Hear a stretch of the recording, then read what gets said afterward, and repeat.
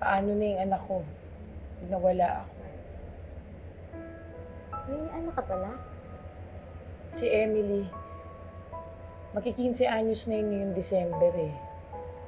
Matagal nang wala yung tatay niya kaya ako na lang mag-isa nagtataguyod sa kanya. Andun siya sa lola niya ngayon sa Samar. Iniwanan ko muna ron kasi kailangan kong magtrabaho dito sa Maynila, sa pabrika. Para may pangtustos sila doon, may panggastos. Napatay ako ni Ada. Naisip ko lang, paano na yung anak ko?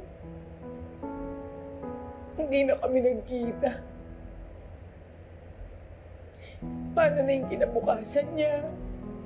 Paano na yung pag-aaral niya? Nawala na nga siya ng tatay ng maaga, mawawalan pa ng nanay.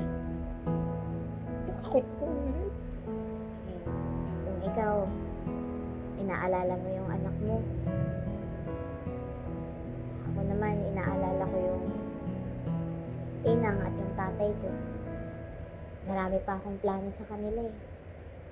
Gusto ko pang suklian yung pagmamahal at kabutihan na binigay nila sa akin.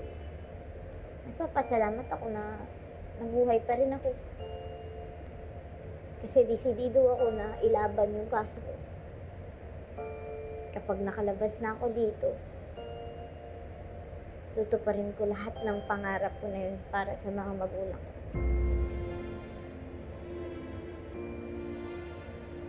Tama na itong drama nating dalawa, nag-iiyakan tayo rito. Ganito na lang. Bakit hindi tayo gumawa ng promise sa isa't isa? Anong promise? I-promise natin na lagi nating puprotektahan ng isa't isa at hindi natin hahayaan na may masaktan ni isa sa atin doon sa kulungan. Okay? Hanggat makita natin yung mga mahal natin sa buhay ulit. Deal? Deal.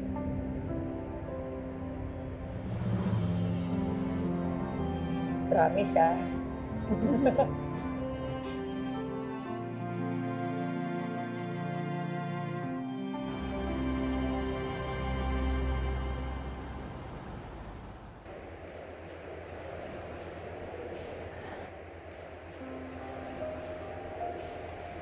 Lorena.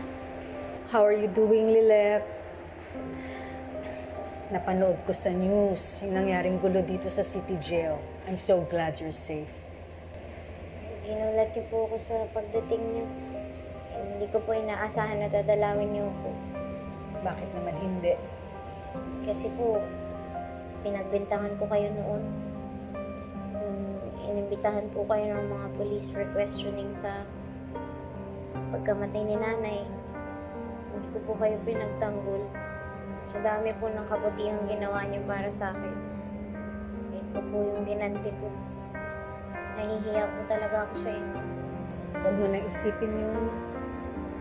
Kalimutan mo na yun, Lilette. Hindi naman ako nagtampo dahil dun eh. Ang totoo niyan, ako ang nahihiya sa'yo at gusto kong mag-sorry sa'yo. Bakit naman po? Alam ko ang totoo. Ano pang ibig niyo sabihin?